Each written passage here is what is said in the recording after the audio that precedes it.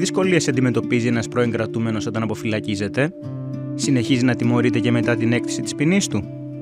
Τι μορφές θεσμικού και κοινωνικού αποκλεισμού αντιμετωπίζει στο εργασιακό πεδίο? Πώς τα αλήθεια μεριμνά η πολιτεία για την ομαλή επιστροφή του στην κοινωνία? Είμαι ο Τάσος Θεοφίλου και αυτό είναι το Μαύρο Κουτί. Ένα webcast για τις πιο υποφωτισμένες όψεις των ελληνικών φυλακών.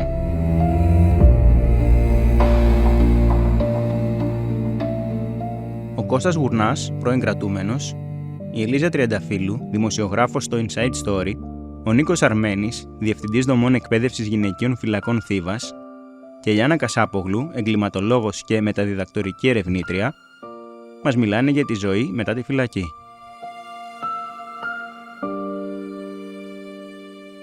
Φυλακίστηκα το 2010 γιατί ανέλαβα την πολιτική ευθύνη για τη συμμετοχή μου στον επαναστατικό αγώνα και κρατήθηκα καθαρά για 7,5 έτη. Αποφυλακίστηκα το 2019. Το θέμα του επεισοδίου είναι η επανένταξη, η επιστροφή στην κοινότητα, και αυτό που θέλω να ρωτήσω, αν και ως έναν βαθμό το ξέρω και από προσωπικές εμπειρίες ή τέλος πάντων από συζητήσεις, είναι τι δυσκολίες αντιμετωπίζει ένας κρατούμενος μετά την αποφυλάκησή του, προκειμένου κυρίως να βρει δουλειά, κυρίως στο επαγγελματικό κομμάτι. Τα εμπόδια, όπως θα ξέρεις και εσύ, ήταν πάρα πολλά. Με το καλημέρα θα έλεγα, με την αποφυλάκηση, το βασικό πρόβλημα ήταν να μπορέσω να ανοίξω ένα λογαριασμό στην τράπεζα. Και αυτό γιατί από το 2011, αν δεν κάνω λάθος, ένα χρόνο μετά τη σύλληψή μου δηλαδή, μπήκα σε μία λίστα της Εθνικής Αρχής για την καταπολέμηση της τρομοκρατίας, η οποία δέσμευε όλα τα περιουσιακά στοιχεία και τους λογαριασμούς, και ανεξάρτητα από το αν έχεις καταδικαστεί για τις κατηγορίες που σου έχουν αποδοθεί ή όχι, δηλαδή σε αυτή τη λίστα μπήκαν και άνθρωποι που μετέπειτα αθώθηκαν. Οπότε τα πρώτα πράγματα που έκανα μετά την αποφυλάκηση, για να βρω μια δουλειά, ήταν να πάω σε τραπεζικά ιδρύματα να προσπαθήσω να ανοίξω λογαριασμούς ή να ανοίξω λογαριασμούς που μου είχαν δεσμευτεί, τέλος πάντων. Οπότε εκεί με συνοπτικές διαδικασίες μου απορρίφθηκε αυτό το αίτημα. Δεν μπορούσα να ανοίξω λογαριασμό σε καμία από τις τότε συστημικές τράπεζες, τις 4. Οπότε αυτό σημαίνει και πρακτικά ότι δεν μπορείς να προσληφθείς, γιατί δεν μπορείς να έχεις μισθοδοσία. Φυσικά, σωστά. γιατί και η μισθοδοσία από τότε δεν επιτρεπόταν να γίνεται με μετρητά πια. Θυμάμαι καλά, νομίζω και από νωρίτερα, από το 2011. Γινόταν αποκλειστικά μόνο μέσω τραπεζικού εμβάσματος. Οπότε πρακτικά σημαίνει ότι δεν μπορώ να δουλέψω. Ή ότι σε οθούσε κάπως στη μαύρη εργασία. Ναι. Αναγκάστηκα να στραφώ σε μη συστημικές τράπεζες, χωρίς να αναφέρω τώρα κάποιοι, οι οποίες λειτουργήσαν για ένα διάστημα, ώσπου τέλος πάντων το ανακάλυψαν η αρχή αυτή στην οποία εντάσσομαι, έως τώρα ακόμα, και μου κατέσχεσαν τους λογαριασμούς. Μετά από μια αλληλογραφία και συνεννοήσεις 1,5 χρόνου, κατάφερα να ανοίξω ένα λογαριασμό στην Εθνική Τράπεζα και μετά από 2 χρόνια να βγάλω και κάρτα κτλ. Και να έχω και internet banking. Είμαι η Άννα Κασάπογλου, είμαι μεταδιδακτορική ερευνήτρια στο Δημοκρίτιο Πανεπιστήμιο Θράκης, και η έρευνα την οποία εκπονώ έχει να κάνει με την παραβατικότητα των ανηλίκων και πώς βιώνουν την εμπειρία τους ερχόμενοι σε επαφή με το ποινικοκατασταλτικό σύστημα. Σε σχέση με την επανένταξη ενός νέου που βγαίνει από τη φυλακή και ετοιμάζεται να επιστρέψει στην κοινότητα, τι δυσκολίες αντιμετωπίζει? Ναι. Πριν απ' όλα να πούμε ότι μέσα στη φυλακή υπάρχουν και παιδιά τα οποία είναι, όταν λέμε στα αζήτητα στην κυριολεξία.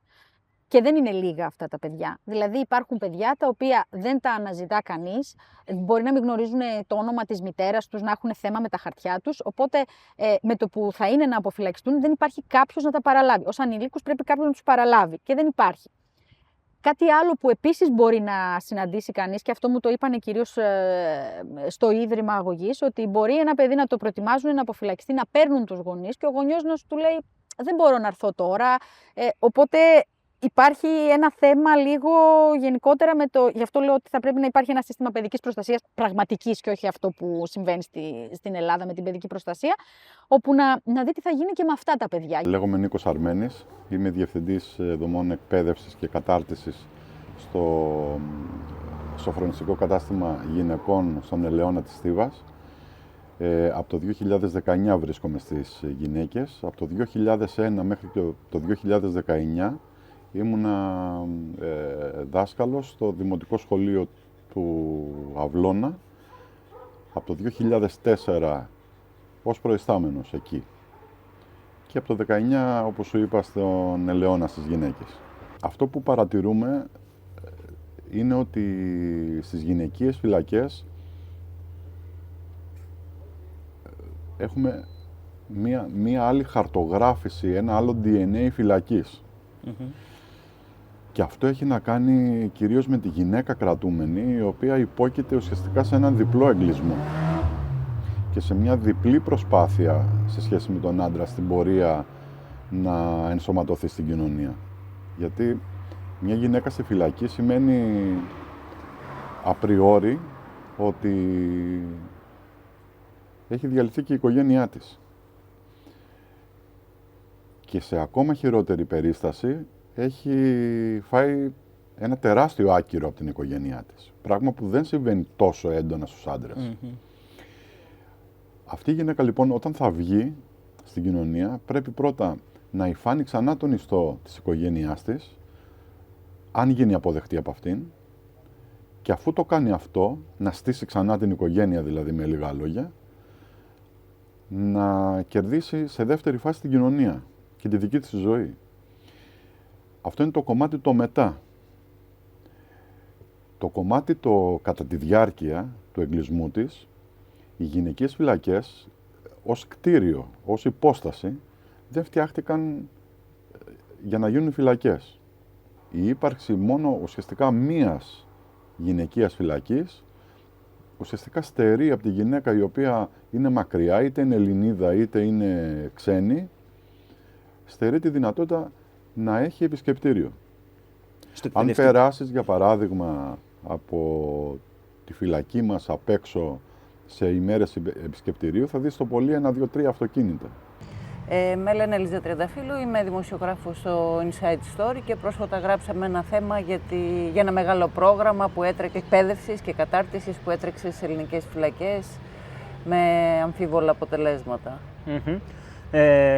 Εγώ, Ελίζα, παρατηρώ ότι στον λόγο περιφυλακής που γίνεται στον δημόσιο διάλογο μπαίνει αρκετά το θέμα της ατομικής ευθύνης των κρατουμένων, μεταξύ άλλων και όταν αυτοί έχουν εκτίσει και στο παρελθόν ποινές. Η μη ένταξή τους σε μια επαγγελματική κανονικότητα στυλιτεύεται ως κάποιο είδους προσωπική αποτυχία, τη στιγμή που μάλλον θα έπρεπε να θεωρείται ως αποτυχία της πολιτείας. Με την έννοια ότι θα έπρεπε να υπάρχει μια μέριμνα για την επιστροφή στην κοινωνία, τόσο μετά την αποφυλάκηση, όσο και κατά τη διάρκεια της κράτησης. Εσύ έχεις ερευνήσει, όπως είπες, ένα θέμα που μπορεί να αποτελέσει και ένα μάλλον κακό παράδειγμα αυτής της μέριμνας, ή καλύτερα της απουσίας αυτής της μέριμνας. Οπότε, μάλλον θα θέλαμε να μας πεις 2 λόγια σχετικά με αυτό το ρεπορτάζ. Η Γενική Γραμματεία Αντικλιματικής Πολιτικής προδιέγραψε ένα πρόγραμμα το οποίο θα αφορούσε 2.000 ανήλικους και 5.500 ενήλικους κρατουμένους. Ποιο είναι το πρόβλημα με αυτά τα νούμερα? Δεν υπάρχουν 2.000 ανήλικοι. Σωστά. Οι ανήλικοι είναι 30 σε όλα τα καταστήματα κράτησης. Ακόμα και αν σε αυτούς προσθέσουμε και τους νεαρούς ανηλίκους, είναι 295. Η προχειρότητα σε αυτούς τους υπολογισμούς είναι εξόφθαλμη, διότι ακόμα και στο ίδιο το σώμα της διακήρυξης ενσωματώνονται τα στατιστικά της Γενικής Γραμματείας Αντικλιματικής Πολιτικής, από όπου προκύπτει ότι δεν υπάρχουν 2.000 ανήλικοι. Ένα το κρατούμενο αυτό. Δεύτερον, δόθηκε πολύ λίγος χρόνος στα ενδιαφερόμενα κέντρα κατάρτισης και εκπαίδευσης να υποβάλουν προσφορές. Μάλιστα ένας από τους υποψήφιους ενδιαφερόμενους είχε ζητήσει μια παράταση η οποία δεν δόθηκε. Μέσα στις ειδικότητες στις οποίες θα παίρνανε εκπαίδευση, μέσα στις ειδικότητες στις οποίες θα εκπαιδεύονταν οι κρατούμενοι, οι ενδιαφερόμενοι κρατούμενοι, ήταν και η ειδικότητα του σερβιτόρου.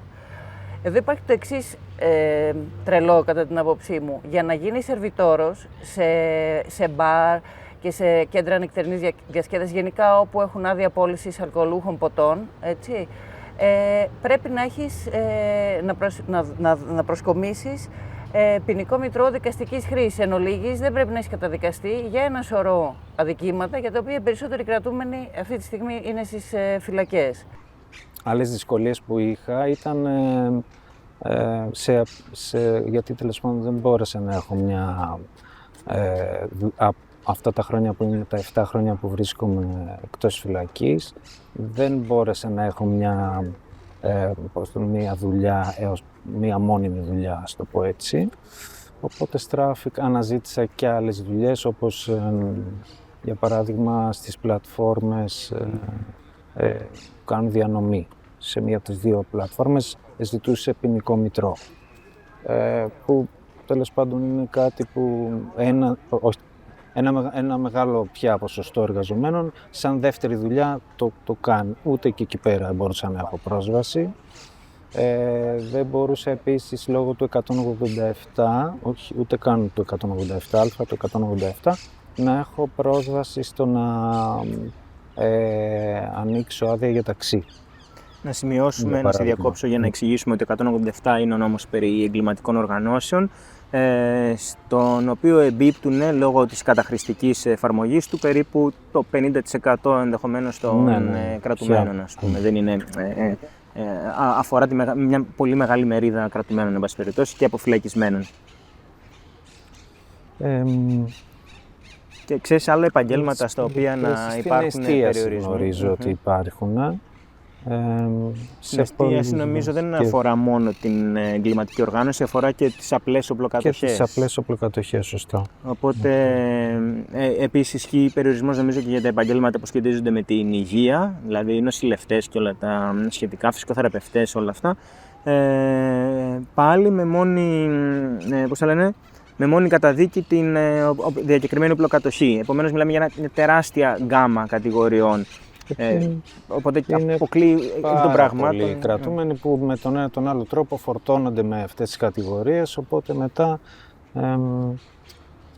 δεν μένουν και πολλά που μπορείς να κάνεις. Δηλαδή μένουν μόνο αν έχεις κάποιον γνωστό, ας πούμε, να σε βάλει σε μια εταιρεία δικιά του και να, τέλος πάντων, να δείξει εμπιστοσύνη, γιατί και αυτό είναι ένα μεγάλο ζήτημα, όχι ο θεσμικός αποκλεισμός, αλλά ας πούμε κοινωνικός αποκλεισμός, ο αποκλεισμός που προέρχεται από την προπαγάνδα αυτή, τη θεσμική προπαγάνδα, ότι ο αποφυλακιστέντας είναι ένας άνθρωπος που θα σου φέρει μόνο προβλήματα και στη δουλειά και παντού.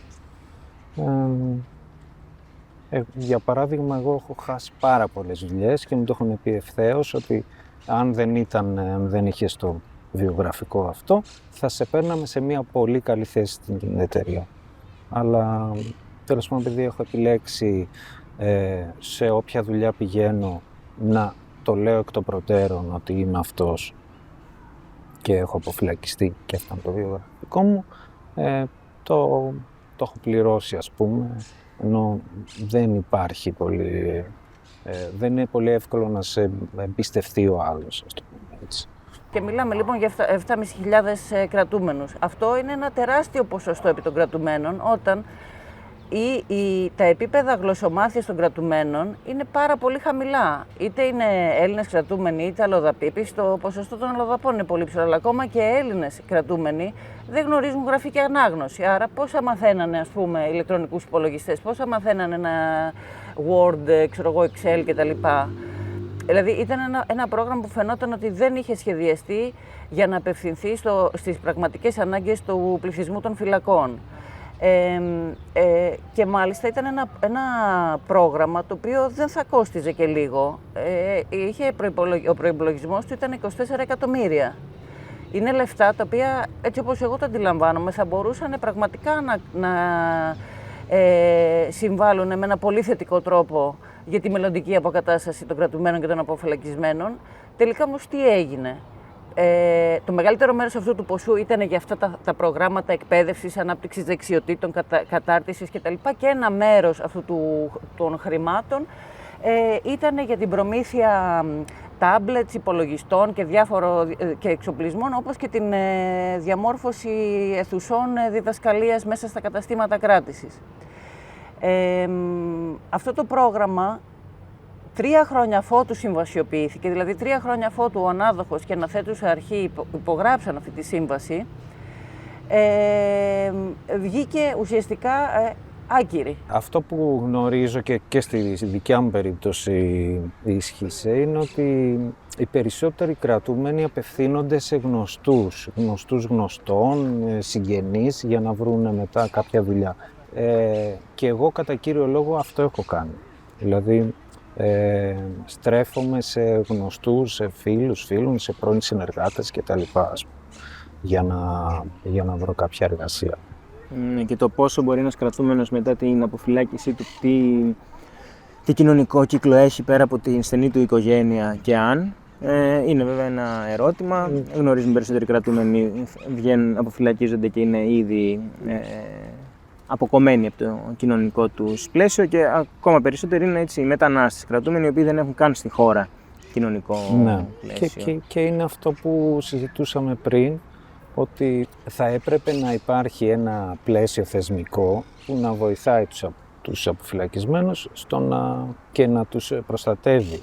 Δηλαδή, είτε δίνοντας κάποια κίνητρα στον εργοδότη, είτε τέλος πάντων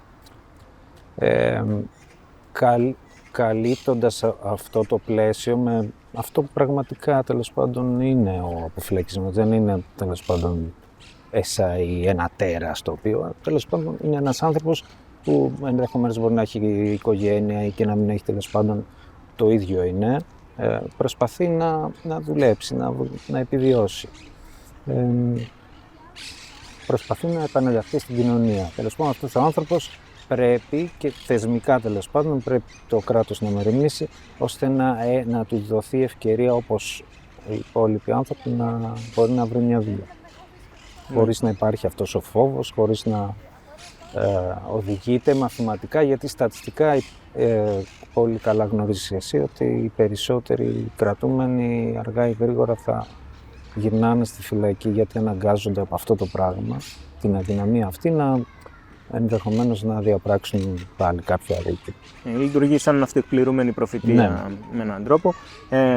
Το κράτος μόνο στη διακήρυξη φαίνεται να έχει την επανένταξη και στην πραγματικότητα όχι απλά δεν δημιουργεί τις υποδομές για να στηρίξει αυτή την εργασιακή επανένταξη, αλλά μάλλον βάζει περισσότερα εμπόδια. Να αναφέρω κάτι το οποίο είναι ευτράπελο. Δηλαδή που μου συνέβη πριν μισό χρόνο περίπου. Το οποίο έχει να κάνει με μια ασφαλιστική εταιρεία στην οποία ασφάλιζε ένα μηχανάκι μου, ένα παπάκι, η οποία μετά το πέρας της ασφαλιστικής διάρκειας αποφάσισε ότι δεν θα ανανεώσει το ασφαλιστήριο για λόγους ασφαλείας. Που νομίζω ότι είναι και από τις πρώτες φορές που ένα πρόσωπο του ιδιωτικού τομέα λαμβάνει ένα μέτρο το οποίο αντιστοιχεί ας πούμε σε αυτό που κάνει η αρχή καταπολέμησης, που σε αποκλεί από το τραπεζικό σύστημα, αντίστοιχα σε αποκλεί και από το σύστημα που ασφαλίζεις, που κάνει ασφαλιστήρια συμβόλαια ουσιαστικά. Το οποίο είναι ένα επικίνδυνο πράγμα, κατά με. Δηλαδή, είναι το πέρασμα αυτό το ότι δίνει μια γραμμή ο θεσμός, το κράτος ουσιαστικά, και αυτή τη γραμμή την παίρνουν μετά οι εταιρείες και μπορούν να τις εφαρμόσουν χωρίς να δίνουν καμία δικαιολογία. Δηλαδή, στη δικιά μου περίπτωση αυτό έγινε χωρίς να υπάρχει κάποια γνωστοποίηση ότι γι' αυτό και γι' αυτό το λόγο συνέβη αυτός ο αποκλεισμός. Αλλά παρόλα αυτά για λόγους ασφαλείας. Ναι. Ένα γενικό. Οπότε σου στερούν και τη δυνατότητα να έχεις ένα όχημα. Και να έχεις ένα όχημα, ακριβώς. Ούτε delivery εκτός των Ναι, δύο ναι, πλατφορμών σωστά, μπορείς σωστά. να δουλεύεις δηλαδή. Okay. Υπάρχουν δύο σκέλη. Ένα, ότι τόσο η Γενική Γραμματεία Αντιγκληματικής Πολιτικής δεν σχεδίασε τα πράγματα σωστά ώστε να έχει ένα υπαρκτό αποτέλεσμα στους κρατουμένους, να μπορεί να αντιστοιχεί το πρόγραμμα στις πραγματικές ανάγκες και στις πραγματικές δυνατότητες των κρατουμένων, αφενός, και αφετέρου έγινε τόσο τσαπατσούλικα που δεν μπόρεσε καν να λειτουργήσει, καλά καταλαβαίνω.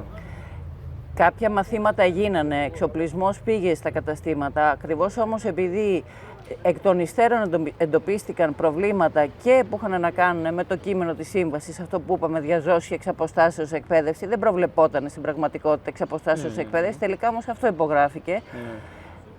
Ακυρώθηκε συνολικά αυτή η σύμβαση. Βέβαια, το Υπουργείο Προστασίας του Πολίτη δεν έχει, μέχρι και όταν δημοσιεύσαμε το ρεπορτάζ, δεν είχε βγάλει κάποιο έγγραφο ακύρωσης αυτής της σύμβασης. Πάντως υπάρχει αυτή η γνωμοδότηση από το Νομικό Συμβούλιο του κράτους που λέει ότι είναι μη νόμιμη οποιαδήποτε εκταμείευση χρημάτων.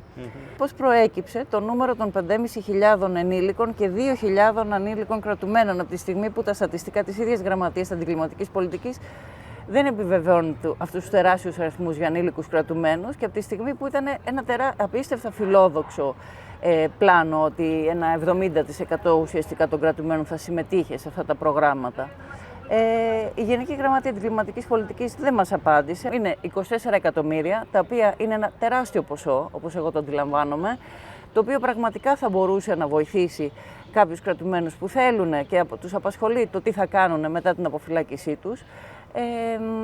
Και τελικά αυτό το ποσό δεν αξιοποιήθηκε.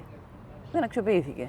Ναι, εμένα μου κάνει εντύπωση τώρα και οι αριθμοί, δηλαδή ότι 5.500 κρατούμενοι σε ποιον ακριβώς χώρο θεωρούν. Δηλαδή αυτοί οι άνθρωποι μάλλον δεν έχουν επισκεφτεί καν φυλακή. Πού θεωρούν ότι θα μπορούσαν να γίνουν αυτά τα μαθήματα, ποιοι χώροι θα μπορούσαν να στεγάσουν όλους αυτούς τους εκπαιδευόμενους. Δηλαδή πραγματικά είναι αδιανόητο. Το θέμα των χώρων είναι κάτι το οποίο μου το επισήμανε η Αντιγόνη Στρατόγλου, η οποία έχει κάνει πολυετή έρευνα στις ελληνικές φυλακές και έχει εκδώσει κιόλας και την έρευνά της αυτή με τίτλο «Μαθαίνοντας στη φυλακή». Και αυτό που μου είπε από πρώτο χέρι, δηλαδή που το ξέρει, ότι στην πραγματικότητα δεν υπάρχουν χώροι εκπαίδευσης. Δηλαδή ιδρύονται σχολεία, από το Υπουργείο Παιδείας ας πούμε, και δεν υπάρχουν χώροι να λειτουργήσουν. Πόσο μάλλον τώρα για επιπλέον αίθουσες, οι οποίες θα ήταν για όλα αυτά τα μαθήματα και τα επαγγέλματα τα οποία θα τρέχανε στο πλαίσιο αυτού του προγράμματος. Ζητήσαμε και από τον ανάδοχο να μας πει πόσες αίθουσες έφτιαξε και διάφορα άλλα τέτοια στοιχεία ως προς τον εξοπλισμό χώρων και την αναμόρφωση χώρων. Και μας είπε ότι αυτό είναι αρμοδιότητα του Υπουργείου Προστασίας του Πολίτη να μας απαντήσει, που όπως είπαμε δεν μας έχει απαντήσει τίποτα. Η Αντιγόνη επίσης ήταν αυτή που μου επισήμανε πρώτη τα πολύ χαμηλά επίπεδα αλφαβητισμού στις ελληνικές φυλακές, το οποίο και από μόνο του είναι ένα στίγμα, σαφώς, δηλαδή μετά όταν θα βγει αυτός ο άνθρωπος και ότι ξαφνικά ας πούμε, δεν μπορείς να θες κάποιον να τον κάνεις, ας πούμε, ξέρω εγώ, ψυκτικό, να πω ένα παράδειγμα, χωρίς να του έχεις μάθει γράμματα. Είναι πάρα πολύ απλό. Δεν θα μπορεί να διαβάσει την ύλη, δεν θα μπορεί να αντιληφθεί βασικές έννοιες. Και αυτό δεν είναι πρόβλημα του κρατουμένου, είναι πρόβλημα της πολιτείας που δεν έχει φροντίσει όσο τον έχει σε ένα κέντρο κράτησης να του δώσει όσα περισσότερα εφόδια μπορεί για το μετά. Από τη στιγμή που, από ό,τι βλέπουμε, ευρωπαϊκά χρήματα υπάρχουν. Έτσι, 24 εκατομμύρια, ξαναλέω, είναι ένα πολύ σημαντικό ποσό, το οποίο θα μπορούσε να κάνει δουλειά. Γιατί αυτό το παιδί προφανώς όταν θα βγει και θα γυρίσει στο δρόμο, ό,τι και να έχεις κάνει μέσα στη φυλακή, όσο σχολείο και να έχει πάει, όσο και να το έχει στηρίξει με δράσεις και δομές, όταν δεν έχει που να γυρίσει, προφανώς και θα ξαναγυρίσει στη φυλακή. Και το γεγονός ότι για κάποια παιδιά η συνθήκη της φυλακής μπορεί να είναι πιο ασφαλής ή να έχουν τροφή, στέγη, είναι λίγο προβληματικό. Οπότε δεν μπορούμε να μιλάμε για επανένταξη των ανηλίκων αν δεν εντάξουμε σε όλη αυτή τη σχέση και την οικογένεια. Γιατί αυτό το παιδί θα γυρίσει σε μια οικογένεια. Ενώ παίρνοντας τα παιδιά τα οποία έχουν κάπου να γυρίσουν και όχι αυτά που δεν έχουν. Μέσα και στο Ίδρυμα Αγωγής και στη φυλακή γίνεται πολύ σημαντική δουλειά από το σχολείο, από τα σχολεία που υπάρχουν και στις δύο δομές. Υπάρχουν παιδιά τα οποία έχουν αδιάγνωστα, αδιάγνωστες αναπηρίες, δηλαδή μπορεί να είναι παιδιά με αυτισμό, με νοητική αναπηρία και όλα αυτά που δεν έχουν διαγνωστεί. Οπότε όταν ένα τέτοιο παιδί το παίρνεις και το πας στη φυλακή, πάλι διαχειρίζεσαι ένα κοινωνικό ζήτημα όπως είναι η αναπηρία, γιατί ένα παιδί που μπορεί να μην έχει διαγνωστεί με αυτισμό μπορεί να επιδείξει μια συμπεριφορά πιο επιθετική, χωρίς να ελέγξεις ότι αυτό το παιδί μπορεί να χρειάζεται μια άλλη βοήθεια και όχι φυλακή και το στείλει στη φυλακή, είναι καταστροφικό όλο αυτό.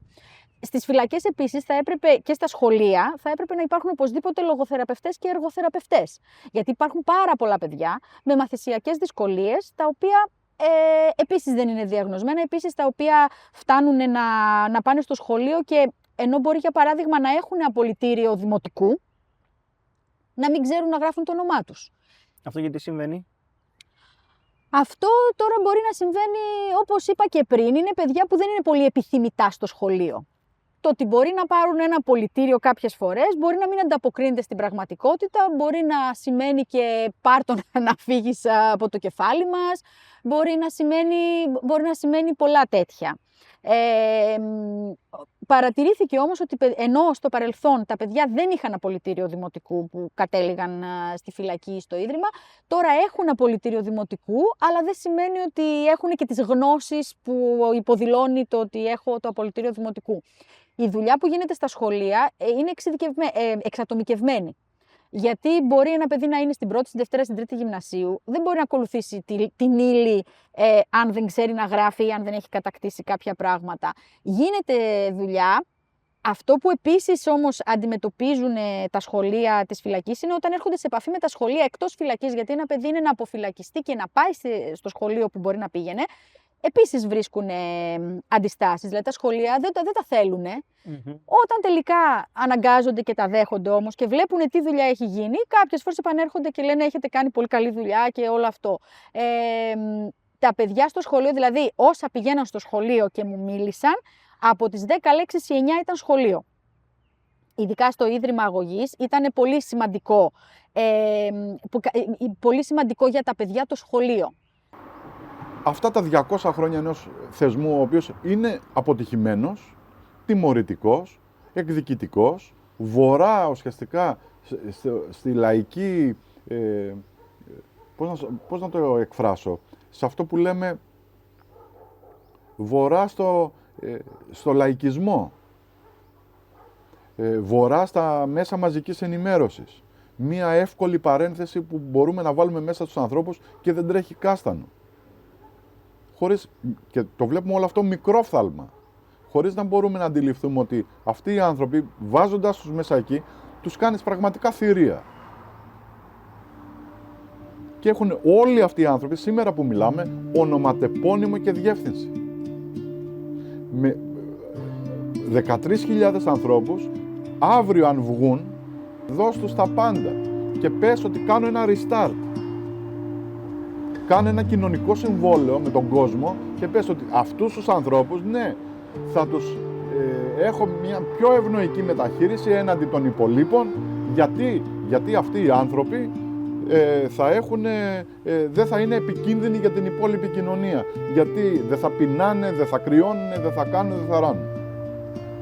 Και δεν αναφέρομαι σε αυτό το 5% κάποιων κρατουμένων, οι οποίοι είτε μπήκανε από επιλογή, είτε μπήκανε με την έννοια του ότι δεν θα τους ξαναδούμε. Το πρόβλημά μου είναι οι άνθρωποι, και φαντάζομαι το πρόβλημα της κοινωνίας είναι αυτό. Οι άνθρωποι που μπαινοβγαίνουν στις φυλακές. Η μικρή εγκληματικότητα.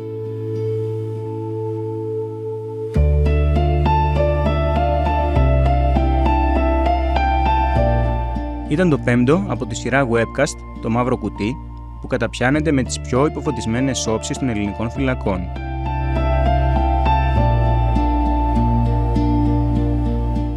Δημοσιογραφική επιμέλεια και παρουσίαση Τάσος Θεοφίλου. Εικόνα, μουσική και μοντάζ Αντώνης Δημόπουλος. Επιμέλεια και εκτέλεση παραγωγής Λουκάς Ταμέλος. Μια παραγωγή του Omnia TV με την υποστήριξη του Ιδρύματος Heinrich Bell, Γραφείο Θεσσαλονίκης.